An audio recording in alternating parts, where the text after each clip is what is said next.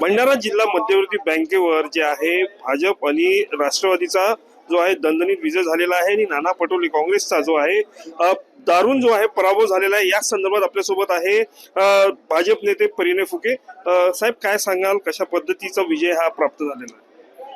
21 जागा महायुती म्हणून आम्ही लढलो होतो, त्याचा 15चा निकाल आलेला आहे आणि 6चा निकाल उद्या येणाऱ्या कोर्टाने ते थांबून ठेवलेला आहे। 15 पैकी 11 जागा ही महायुती आम्ही निवडून आलेलो आहे आणि निश्चितच एक मोठं यश या माध्यमातून सहकार क्षेत्रामध्ये महायुतीला मिळालं, भारतीय जनता पार्टीला मिळालं। कारण यावेळेस प्रथमच आम्ही भारतीय जनता पार्टी म्हणून यावेळेस सहकार क्षेत्रात इतक्या ताकदीने आम्ही उतरलो होतो।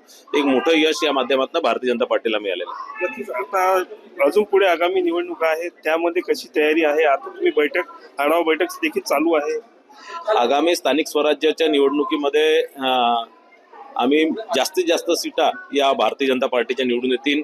जास्तीत जास्त नगर परिषदा असतील, नगरपंचायती असतील, इथे भारतीय जनता पार्टीचेच अध्यक्ष बसतील हे आपल्याला 100% सांगतो। भंडारा जिल्ह्यातल्या जनतेने, शेतकऱ्यांनी जो आहे कल जो आहे महायुतीला दिलेला आहे, कसं बघतो?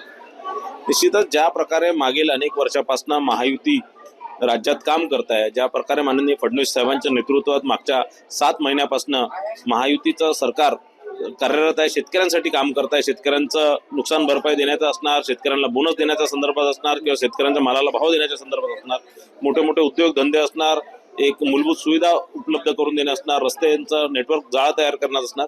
हे सगळे कामं बघून आमच्या जिल्ह्यातील सगळेच नागरिक, म्हणजे शेतकरी असतील, सगळे शेतमजूर असतील किंवा सगळेच असतील, सगळेच फार खुश आहे आणि म्हणून त्याच या निवडणुकीत त्याचं एक फलस्वरूप आम्हाला मिळालेलं आहे।